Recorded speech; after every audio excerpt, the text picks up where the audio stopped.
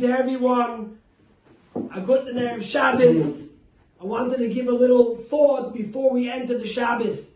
So first of all, we have a saying by Chassidim that the Tzemach Tzedek said, Tracht gut v'zayin gut. That if you think positive, it'll be positive. And the Rebbe speaks about this at length, and the Rebbe says that it's not some wishful thinking, that if you think good, hopefully it'll be good. But that our thoughts and that our way we view things literally impacts what happens. So we're all in a time of panic, in a time of worry, but there's a difference between caution and panic. And we have to be cautious, and we have to listen to what the doctors say and what the professionals say of how to be best prepared to save people and to make sure that the virus doesn't spread. But the thing is that we have to think positive, and therefore we don't need a doctor to tell us a prediction that 100 million people will get the virus in America or 1 million people will die. Life and death is in the hands of Hashem. Predictions of what's going to happen, we don't need. Predictions of what we have to do to protect ourselves and society, that's what we want and that's what we need. The doctors have to plan, the professional has to plan, the government has to plan for worst case scenario. But us, as human beings, as Jews, as people of faith, have to think positive. We have to think that we're going to do everything and we're going to have the best outcome.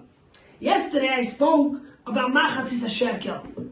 And I told you guys the idea that a Jew is only half without God and a Jew is only half without another Jew.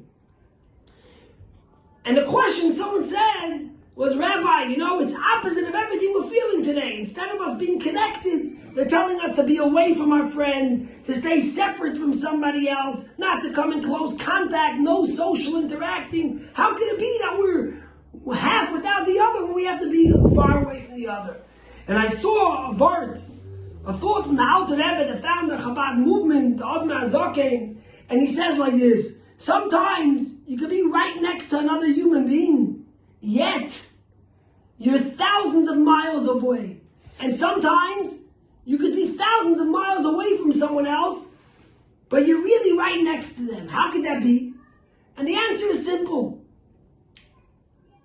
When I stand next to you, but my back faces your back, then although I'm right next to you, I'm thousands of miles away from you. Because I'm not thinking about you. I'm not caring about you. And if I stand across the world, yet I'm thinking about you and I'm facing you in my mind and my thoughts and my cares to you, then I'm right next to you. And that's really the message of Corona. They're telling us not to have social interaction. But why shouldn't we have social interaction? They tell us because we're worried not to hurt someone else. We don't want to give anyone else a virus if God forbid we have it. So they tell us to stay away. But really by staying away, we're coming much, much closer to each person we stay away from. Because we're caring about them. We're thinking about them. We're loving them. What a powerful message the Alter Rebbe teaches us. We might think we're far away from each other, but we're really close. Also, another thought. One second here. Another thought. Sometimes we ask the question, Machatzis Shekel, God says, how do you count the Jew in the beginning of this week's parasha? He says, you count them. Each Jew gives a half a coin. What kind of business is this? We count them by the money they give, by the things they give. Why do we count them by their homes, by their people? Why by what they give? And the answer the Rebbe teaches us is such a powerful answer. The Rebbe says that God is teaching the Jewish people from our inception as a nation, from when we build the tabernacle to build the edifice where God will rest His divinity, that a person is only counted by what they contribute to someone else, by what they do for someone else. You know who we are? What we do for those vulnerable.